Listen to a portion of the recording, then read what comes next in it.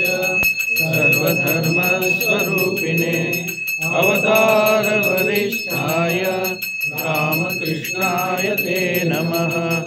जननीं शारदां देवीं रामकृष्णं जगद्गुरुं पादपद्मे तयोः श्रित्वा प्रणमामि मुहुर्मुहुः।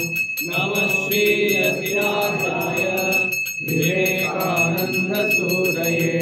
सच्चित्सुखस्वरूपाय स्वामिने तापहारिणे कालिन्दे पुल्लकमले माधवेन क्रीडारत ब्रह्मानन्द नमस्तुभ्यं सद्गुरो लोकनायक।